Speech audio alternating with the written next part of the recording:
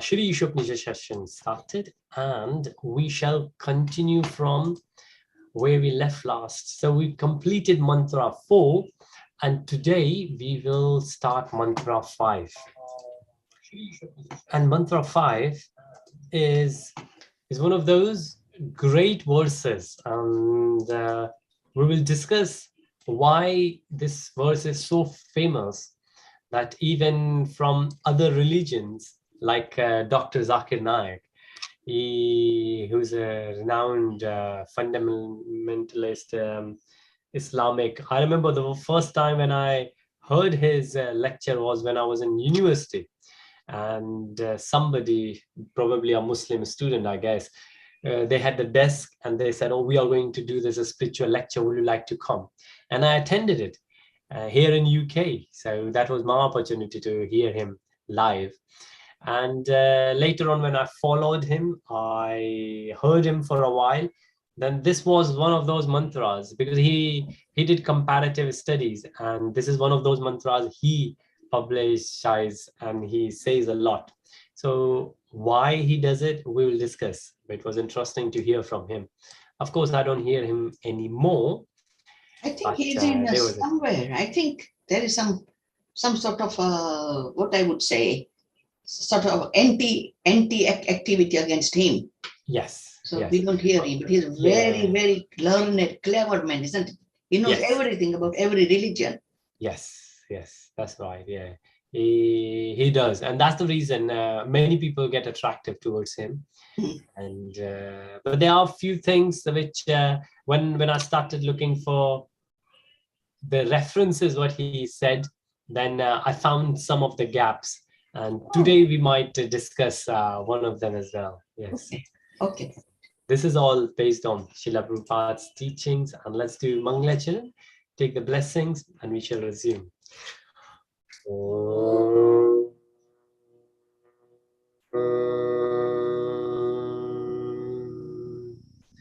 Ajnana-timirandhasya jnana-janashalakaya chakshurunmilitam yena tasmai Shri Guruve Namaha. Shri Chaitanya Manobishtam Sthapitam Yena Bhutale Swayam Rupa Kadamayam Dadati Swapadantikam Vandeham Shri Gurun Shri Yuda Padakamalam Shri Gurun Vaishnavam Cha Shri Rupam Sagrajatam Sahagana Raghunatha Vitam Tam Sajivam Sadvaitam Savadutam Parijana Sahitam Chaitanya Devam Shri Radha Krishna Padam Sahagana Lalita Shri Vishakha Vitamsha Hey Krishna Karuna Sindhu Dina Bandhu Jagatpate Gopesha Gopika Kanta Radha Kanta Namostute Tapta Kanchan Gaurangi Radhe Vrindavaneshwari Vrishibhanu Sute Devi Pranamami Hari Priye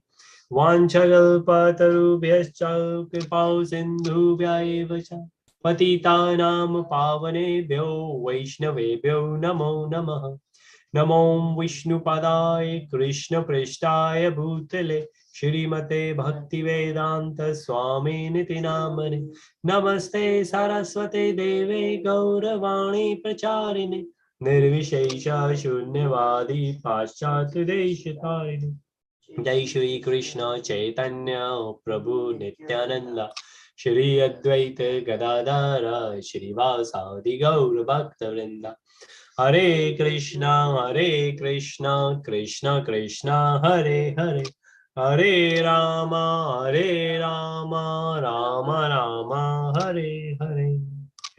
Srila Prabhupada ki jai, Gurudev Maharaj ki jai, Samved Bhakta Vrinda ki jai.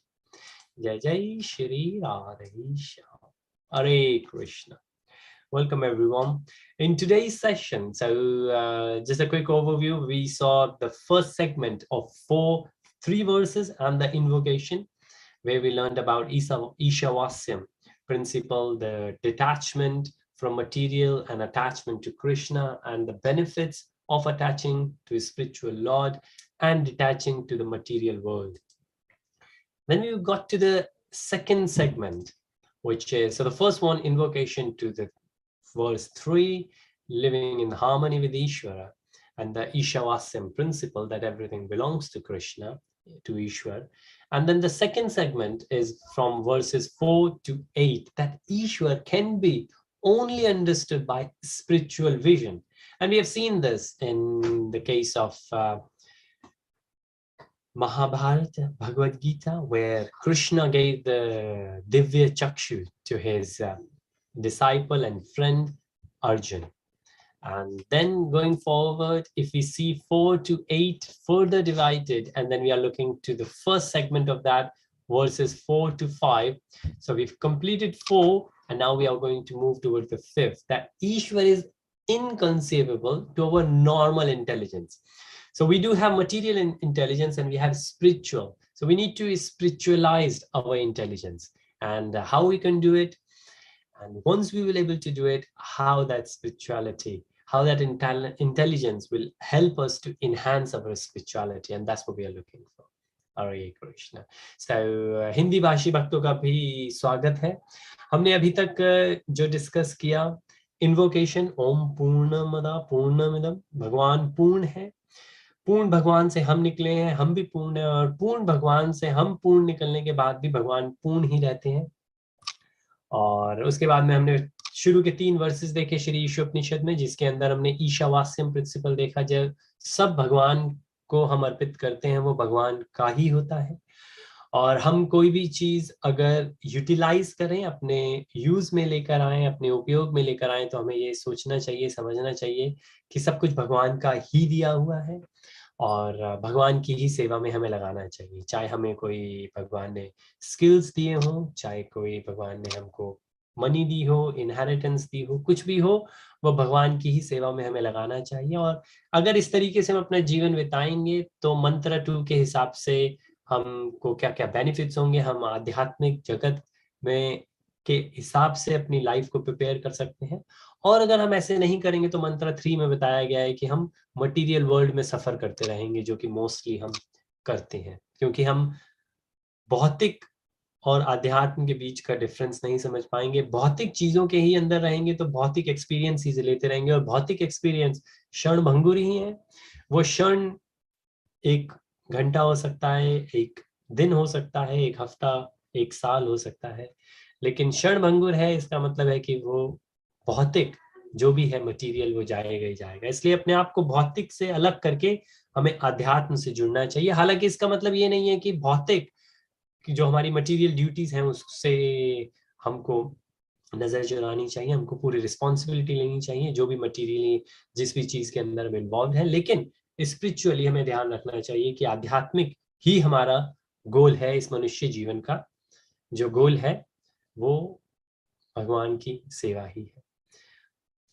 अब हम मंत्र 5 की तरफ अगर बढ़ेंगे तो मंत्र 5, this is the mantra 5, and let me share. I think I had the verse open where I can see mantra 5. Let me share here in Zoom and also in YouTube, where we can see the difference.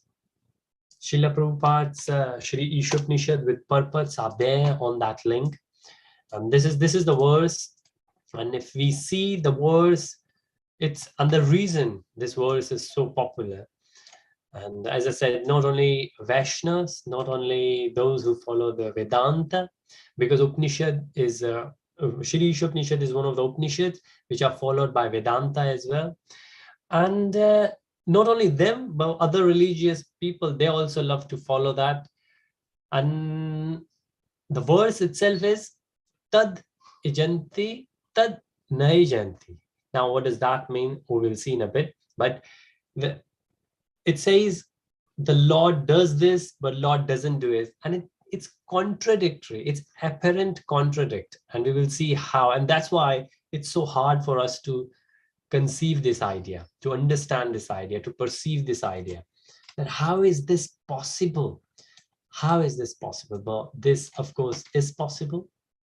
And so this verse says, Tad dijanti tad naijanti tad dure tad wa antike tad antarasya sarvasya tadu sarvasya asya bhayataha. Now, if we see, right, let me share this verse. If I put that verse in there, this verse will show us. So this is from what I shared. Now, all we can see here is, this is one of the benefit of following Srila Prabhupada's scriptures, that he has given word-to-word translation. So even if we struggle in Sanskrit, then we can follow Srila Prabhupada's books. Word-to-word translations are there.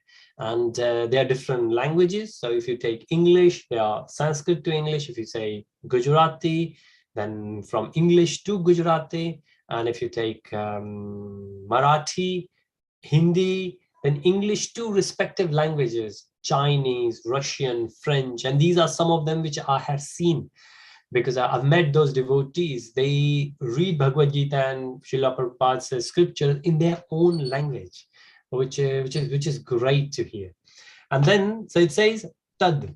So Tad is used for Krishna, the Supreme Lord, and then Ijanti, walks. So Tad Ijanti, Tad Nayajati. So that Lord which walks, and then that he not Ijanti. So the Lord who walks, but the Lord does not walk. And that's why it's contradict itself. And each and every sentence is like that. So then the next thing, dure, like in Hindi we call dur. So tad, he dur, he is far away. Tad, he is also very near. Now this is another contradictory. He's very far and he's very close. Tad antaha, within. Asya sarvasya, he also, so he's inside and he's outside. And this is what we also say in Narsimha Arti. So when we do the Narsimha Arti, we also say he's within the heart and he's everywhere. Right? And exactly same thing being said here. And then inside and external, he's here and he's everywhere. And Srila Prabhupada's translation, so the Supreme Lord walks and does not walk. He's far away, but he's very near as well. He's within everything, and yet he's outside of everything. And this is one of those, what we say, inconceivable, that it's so hard for us to think and to understand that how is this possible. So Srila Prabhupada ji has given many examples in his purports, if we follow further down. And if we see here, that Chaitanya Charan Prabhuji, he has dissect Srila Prabhupada's purports. And if we see, it says in para 1, para 2, paragraph 3 to 6, para 7, para 8, para 9. So those 9 paragraphs Prabhupada ji has given in purports, and Chaitanya Charan Prabhuji has dissected and given different categories to each and every paragraph. And if this is how, if we follow his understanding, it's very logical.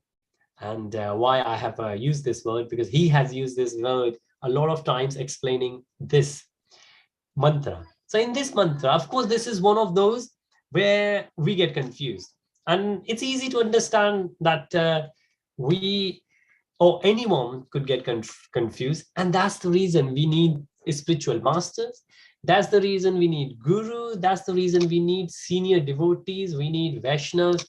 And that's the reason we always say, Srila Prabhupada ji said, Guru Maharaj ji always say, and a lot of other acharyas in the discipline succession, they have said it, that we should do the adhyan, we should read and we should study the scriptures within the association. And that's the reason the three things is, so what we say, sadhu, shastra, and sangha.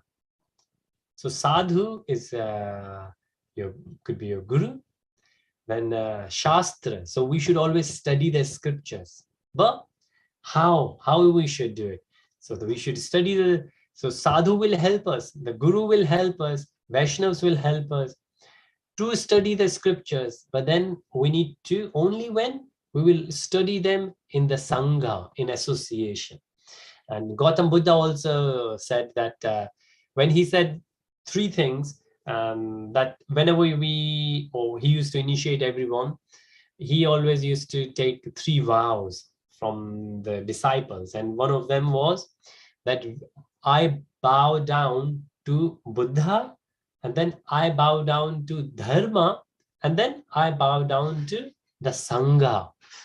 So in Pali language, they say, so Sangha is the same as an association. So Buddha is the Lord, and then Dharma is the religion, and then Sangha is the association.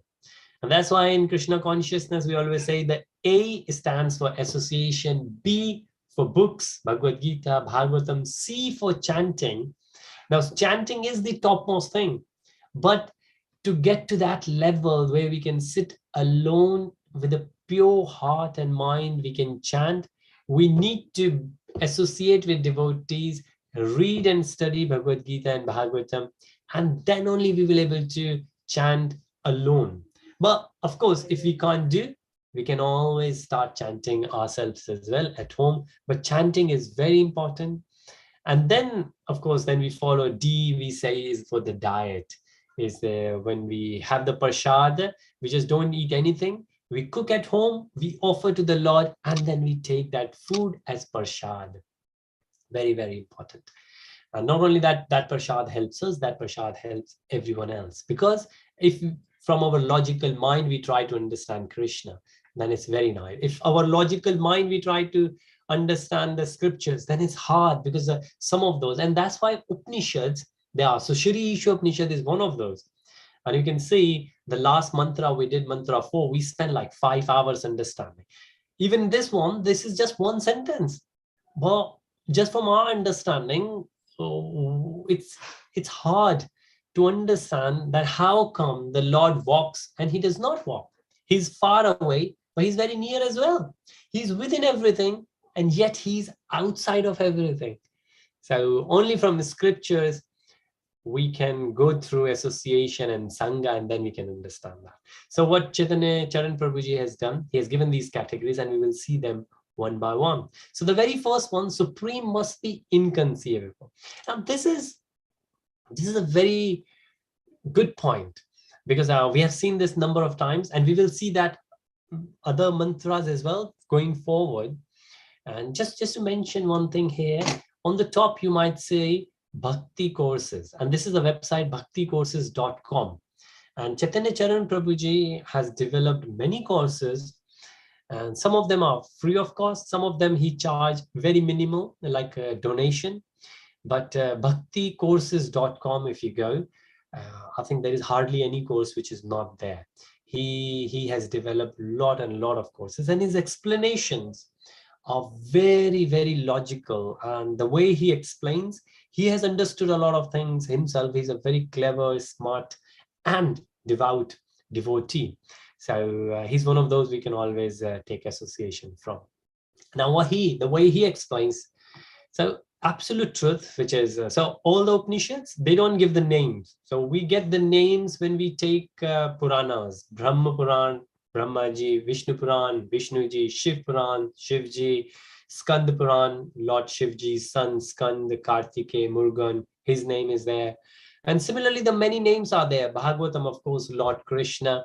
But in Upanishads, we don't have the name, because as we have in Bhagavatam 1.2.11, so Canto 1, Chapter 2, Verse 11, where it says that Krishna, the Lord,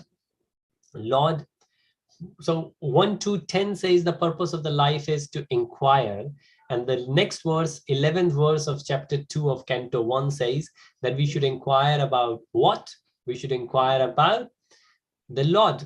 But who is Lord? Lord is someone who has realized Lord, understand Lords in three different aspects. One is Brahman realization, one is Paramatma realization, and the third one is Bhagwan realization. So Bhagavatam talks about Bhagwan realization, and chapter 6 Bhagavad Gita and all those yogis, they realize Paramatma. But the very first one, Brahman realization, is the one which is mainly talked about and widely discussed, and which is crucial, very crucial, because that's the first aspect of Krishna, which is Brahman realization, is the main subject matter of Upanishads. So that's why Shri Īśopaniṣad also mentions absolute truth, which is basically for God, for the Lord, for Krishna. Absolute truth. So what he says, absolute truth is not illogical, but translogical. Now, what does that statement means? Something which is illogical, and we will see in a bit that what is illogical, what do we understand by logic, and then what is translogic. But in very simple words, so let's go forward. We will come back to this, but let's take that into detail. So absolute truth is not illogical, but is translogical. So I just try to find, I thought, let's try to understand a bit logical way. So somebody understand things. So a lot of students, they are doing science, and when then they go and try experiments, then that makes the logic for them. So this is the illuminated bulb, like a question mark, and we go forward, the brain is there, and then of course the inquiry is there. So we inquire, and the brain goes through based on previous experience and the experimental learning. We try to resolve the question we have in our mind, and then we find the solution. So the solution is always based on the previous experience and the new experience we are making. And this could be a simple one. In the physics lab, the science students might have magnet and something which has iron. And if that iron will attract towards magnet, we understand. Of course, somebody can go into detail and say why those nails are attracted. Let's try something which is magnet. Let's try something which is plastic, where the plastic attracts to magnets. It doesn't. And then this way, we develop the logic that, okay, something is there in these nails, and then we will go to the material. Then we will find out, oh, these nails are made up of iron. Let's try something else. Is plastic full of iron? No. Let's try to find something else which has iron. If that thing has iron, then we will devise the logic. Okay, we understand something which has iron is attracted towards magnet. So this way we will go and we will understand logic. Similar thing, the commerce student, somebody who deals with the numbers can understand. And these days we are doing a lot of predictive things where we say, okay, based on maybe the Bank of England rate is going up and down, based on this, we should spend our money in the investment in these shares and bonds, maybe. So this is all predictive, based on their experience previously and based on their experience now. And similar things could go into the third stream, which is arts. In the art, somebody might like to draw a painting, and somebody will say, okay, if I make these two paints together, then this paint comes. And if I will use on this paper, this will happen and this might not happen. And then of course, try to understand the reason behind it. As long as we understand the reason, we understand the steps, we understand there is a logic behind it. But this logic is all material, right? Of course, that logic could be very, very detailed. That logic could be, what we say here is, logic could be objective, and there is no emotions required in the logic usually. You know, people say I'm logical, which means I'm not sentimental, I'm not emotional. It doesn't mean that all the logical people are not emotional or sensitive, but most of the time when we hear logical, we understand people in the person is not going to follow the heart, the person is going to follow the brain. So the heart is out of it. This is usually what we understand logic. Of course, one word could mean many things, but this is the general definition we have found. Now let's see, we use the word illogical. Now what is illogic? When we say illogical, most of the time we think it's irrational. It's invalid, which is like, it's not possible. How come? How come this is possible? It's unreasonable. Like there is no reason behind it. Sometimes somebody comes around and asks for something. And I remember I was a university student then, I think. And a friend of mine, he said that I would like to borrow money. And I said, okay, sure. Oh, well, just out of curiosity, what do you want to do with the money? And he said, I want to buy a mobile phone. And those days, mobile phones were very new and very expensive. And I said, well, and I didn't have a mobile phone, and he was asking for the money from me to buy a mobile phone for himself. Then I said, do you need it? He said, no, I don't need it, but it's good to have. I said, come on, something you don't need it. It's good to have. I don't think you should borrow money for those. And then he got upset. But after a while, he came back to me and he said, you were right. My request was unreasonable. Of course, he had a reason, but that reason was not good enough to justify his request. So that's something which we say unreasonable. So the reason could be there, but we say that doesn't make sense. And then we say it's illogical. Of course, it could be faulty as well. It's wrong. It's incorrect completely. And when I was searching, I found this as well. So somebody asked, what's opposite of illogical?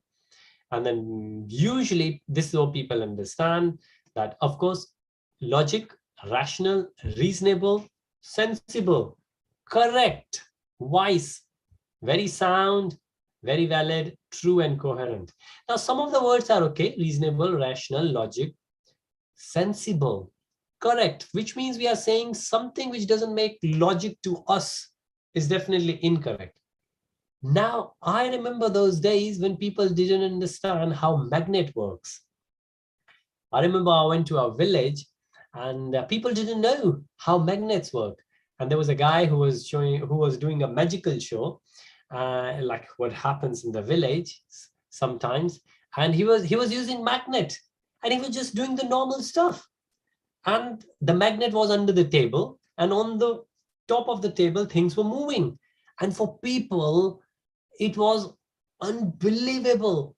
But because I was a science student, later on I went to the person and I said, well, did you have magnet under the bottom? And the guy said, please don't say to anyone, because in this village, no one knows. And the village is around. I go and people find it fascinating. And I thought, okay. But then the family I was staying in, I tried explaining to them, and they could not understand. They could not understand what magnet could be. And I was a young lad at that time. I had started learning. I think I might be in 7th or 8th grade. And so I thought, okay, all right. I didn't understand what was happening, why people could not perceive the idea of magnet. But of course, maybe those days, it wasn't that famous, the magnet. So what I understood later on, that things we don't have the knowledge about, those things we might consider as illogical. And a lot of times, illogical mainly means that we don't understand the logic. Not necessary that something which appears to be illogical is not true. It's not. So illogical things are not always wrong. Quite possible that if something is illogical, we don't understand the logic behind them at the moment. Maybe later we will. And a lot of time this happens. A lot of times. I remember the time when a friend of mine said to me that the very first time when I held my son into my arms, I realized that how my parents felt for me. Until now, my parents used to say, we love you, whatever you do, wherever you go. Even if you do something wrong, we are always there with you. But I could not understand what they mean. But only the first time when I held my own son into my arms, he said, I called my mom. And I said, Mom, now I understand. that how much do you love me? And what kind of love that could be? Because usually, until we get married, even sometimes after marriage, usually the relationship is very dependent. That you do things for me, I will do. This is the material world. In the friends, if one friend is helping other, the friendship continues. If the one friend stop helping other, the friendship stops. And this is a kind of material relationship we have with people. And that's why we say the knowledge we have is relative, not absolute. The absolute truth is something which never changes, but our experience keeps changing. So that's the reason a lot of time it says, the scripture says that we cannot completely rely on our senses and on our experiences, because they are very related. And they could be. Sometimes youngsters, they take drugs and they feel, oh, it's very nice, it's high, we should take it. Of course, they are having a great time. That was their experience. But what they don't understand, that based on their experience, they are making the wrong decision. Of course, they realize it. By the time they realize, it's too late because they are addicted to it. But initially, based on their own experience, they made the choice. And that experience was not wrong because they had good experience. They had. And we take them to the temple and we say, you will have the similar experience there, and they might not. But maybe a few years later, they will come back and then they could feel that experience. So, of course, it's all related. Now, I thought very relevant what's going on here in UK these days, because everybody keeps saying, of course, a great milestone that the Queen of England made the 70 years. I think she's nearly 96. So in 3 more years, hopefully she will live by, and we will celebrate her 100th birthday. But we celebrated her 70th. And I think this is the longest in the history, in the living history anyways. Of course, many more. In the previous yugas, people used to live long, but in this history. Now, let's say if somebody will come and say that I'm queen. And even if somebody doesn't know who is queen, that person can understand. Like my daughter, she comes around sometimes and she says, I'm queen. I said, okay, you could be a princess. Don't say yourself a queen yet. So she said, why can't I be queen? I said, because in England, we have a queen. And in one place, we can only have one queen. We can't have 2 queens. Then she persuaded herself and she said, okay, I'm a princess then. I said, yeah, you are a princess. But imagine if somebody from England will go to India or somewhere else and say, I'm the Queen of England. And then people will say, well, you don't have people around you. You're just walking on the street. And based on my logic, I don't think you are the queen. Because if you were the queen, then people would be all around you. So based on logic, we can say those things, and we might be right. We could be wrong as well, though, based on our logic. And that's why we say that let the logical mind to be our minister, not our master. Let the logical mind be our minister, not the master. Minister is someone who advises us. Master is someone who rules us, right? So if the master will say even the wrong thing, the servant will have to do it. That's the definition of master. I'm your master, you follow what I say. But minister will give the suggestion, and it's at our wisdom whether we follow it or not. So mind should be, the logical mind should be our minister. That, okay, based on this, looks like this is the case, but it might be true or might not be. But we should always have that in mind, that we should not follow the logical mind all the time, 100%. Of course, it could be a great guide, great minister, but should not be the master. And that's where people fall a lot and they start fighting with different religions. And all the Vedanta Sutra, if you think, it's very, very, very logical, including this verse, which we are going to see in detail. But another example, if you try to understand, so we said not logical. So this verse, the Lord, is not illogical, which means if is logical, and we will try to understand what kind of logic we can make out of it. But we say it's translogical. Now, what does translogic means? So illogic, we have seen based on our experience, is different. Translogic is where it's beyond logic. So the reference we gave, where we don't understand the logic behind it at the moment.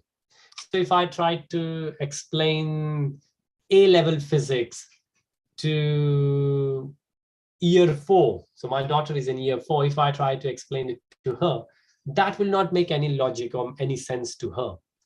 But just because she cannot make the logic out of it, that doesn't make that thing illogical. It's translogic, which is beyond her at the moment. Later on, as she will develop her knowledge about the subject, then that thing will make logic to her. So there's a difference between illogic and translogic. Illogic, which is not logical. Translogic, which is beyond our logic, because our logic is relative. Our understanding is relative, and that's what we are saying at the moment. So the Supreme Lord of Godhead is translogic. Krishna is translogic, but still, based on the Acharya's guidance, we will try to make some logic out of it. But there is no proof that we will able to. So the presence of logic is important, but we cannot rely completely on that because it's our relative logic. Now let's take the analogy of the doctor, for example. So a lot of time this happens, unfortunately, if somebody met an accident and then the person wakes up and the person is in the hospital, doctor saying that you got badly affected on your left hand and we will have to cut your left hand. And you might think, the patient will think that that doctor is my enemy. But of course, that doctor, and it doesn't make logic if somebody will say that doctor cut that person's hand, and you say, what? That doesn't make sense. Doctors are supposed to save people, not to kill people. But of course, the context was different, and the context is very important to understand scriptures. To keep that person healthy, it's important to cut off the hand. Otherwise, the person will go. The poison, the disease will spread in rest of the body. And when the hand is there, hand will stay, but the body will go. And if the body will go, there's no use of that hand because the body will be dead. So rather than sacrificing the body, it's better to sacrifice the hand.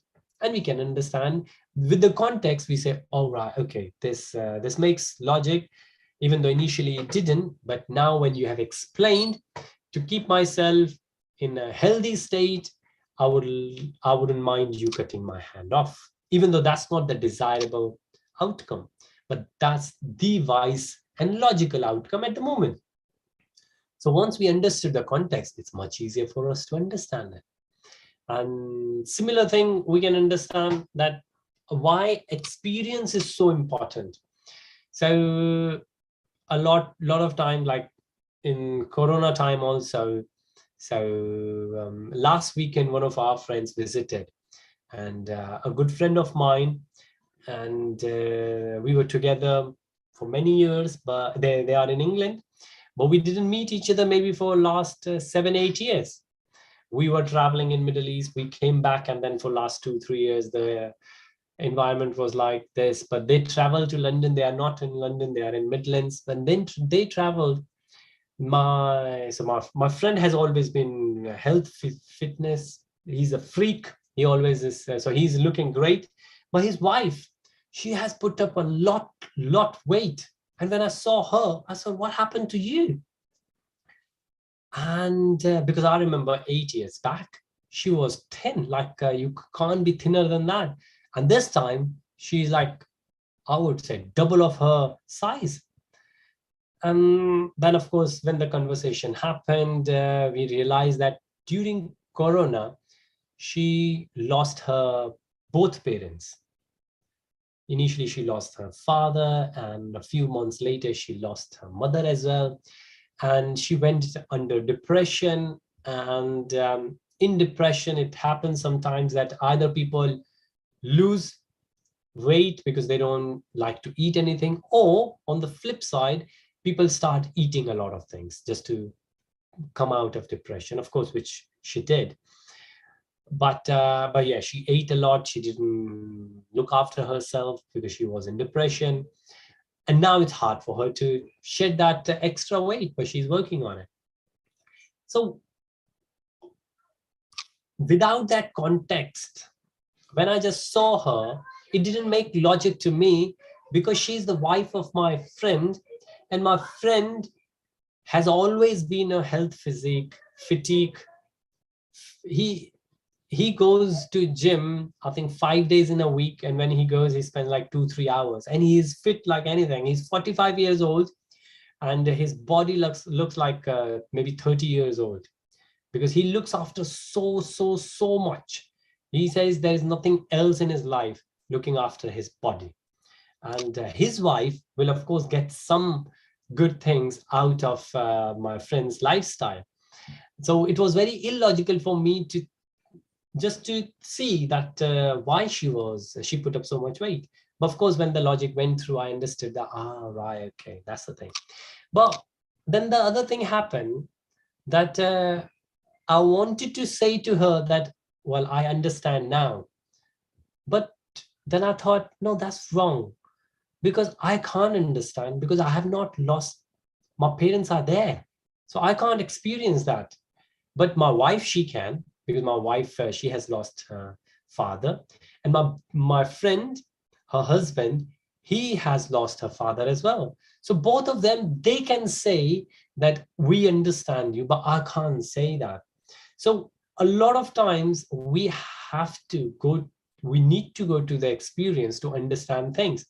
So for example, the example Srila Prabhupada gives, that let's say there is a blind person, and if the doctor will explain, okay, I will do this all experiment on you, and when I will do experiment, after this I will do this, so they do a lot of tests. After that I will do operation, and then I will there might be these nerves, I will play around with them, and then if luck is in your favor, after operation you will be able to see everything. And the blind person say, great, I understood the process, it makes logic. But then, does that logic will make that blind person see things? No, because that person will have to go through the experience, which is, will have to go through the tests, will have to go through the operation, and then will have to go through the experience of having his vision back. Without experience, no. So the same thing happened in spirituality, that we have to go through the experience. So we can hear a lot. So I can sit here and I can say that chanting will help, but until unless each one of you will pick the mala, pick the bead and start chanting, and then see that change in your life, you will not able to 100% say with conviction that yes, chanting helps. So in this verse also, when we say the Lord walks and Lord doesn't walk, we can experience this in our life. Now, one of the great example, the analogy given by Srila Prabhupada is of the sun. So, because the other thing it says in the verse is that he is very near and he is very far. Now we can understand, we have taken the example of sun number of times. Sun is very far, but sunlight is also near, right? So it's like sun is far, but sun's energy is near. And we can understand. A lot of times we say, oh, sun is here. And we say, oh, is sun out today? Oh, the sun is there in the conservatory, right? But sun is not in the conservatory. Sun is still far away, but the sunlight is there. So the same thing, the hidden meaning behind this verse is that Krishna is somewhere else, but Krishna's energies are everywhere, right? And let's say if you have a torch, and if you like to show or use the torch in the night, in the darkness, the torch is very useful. But if you like to use that torch in the bright sun, then that torch is useless, right? It's not the mistake of the torch, it's the mistake of the person who is using the torch. So it's not the scriptures which are illogical, it's the people who try to understand the scriptures from their limited vision. And that's why it says that Krishna is inconceivable. We can't understand, we can't perceive it without the spiritual vision. Now, Krishna gave the spiritual vision to Arjun, and our gurus, our sampradaya, senior Vaishnavas, the Sangha, the association, they give us a spiritual vision so we can understand the hidden meaning behind it. And if we go, and then there is a next thing which is says, so there are three things which has been said in this verse. The first thing, that he walks and he does not walk, right? And that's so true, that because of Krishna's energy, everything is perceived. If Krishna's energy is not there, then nothing will move. So हम हिंदी में एक कहावत कहते हैं कि भगवान की इच्छा के बिना एक पत्ता भी नहीं हिल सकता. Like wind comes and take lots of trees, lots of houses, the hurricane comes, but we say it's all by the mercy of the Lord, because the Lord desired or Lord permitted that thing to happen. But if Lord's permission is not there, then it's not doable, right? And that's what we can understand. Lord's energy makes things walk. But the Lord himself, he doesn't need to do. He doesn't need to do. He could sit there and he can make things happen. So those things are happening because of Lord's desire. But Lord does not need to move. So when I say the Supreme Lord walks and he does not walk, like to make things happen, he does not need to walk. And then he's far away and he's very near as well. Like the example of sun we said. So he's very far away. The sun is far away, but sunlight is here. So Krishna is there in the spiritual world, but Krishna is also there manifesting himself in everyone. And that's how we can feel his energy is everywhere, in everything, even in the matter, even in water. In the water we can feel it. In the shankh we can feel it. In the deities, next week we will discuss deities and how, and there are different kinds of deities, how and why deities are important. Deity worship is important. We will see that. And the next thing, the third thing, he's outside and he's inside. We know he's outside as Bhagwan, he's inside as Paramatma, and he's there in everyone as Paramatma. So because we have been discussing these things before as well, it's a little bit easier for us to understand. But what we do need to understand, that from the logic, we might not be able to understand Krishna, because Krishna is trans-logic, which means at the moment, we are not at that level, but hopefully very soon by Krishna's devotees, we will be able to understand that. So I hope you found today's session useful. We will continue where we have left, and there are many analogies, many examples being given, and we will go next week and we will discuss, and hopefully we will conclude this word so we can move on to the next segment. But mantra 5 is very bewildering, very confusing, until unless we understand from the perspective of the context given and explained by acharyas and senior Vaishnavas. So with that, Srila Prabhupada ki jai, Gurudev Maharaj ki jai, Samved Bhakta Vrinda ki jai, Jai Jai Shri Radha. Hare Krishna. Thank you so much for your association. I look forward to see you next Sunday, 9:30 in the morning. Hare Krishna. Hare Krishna. Thank you.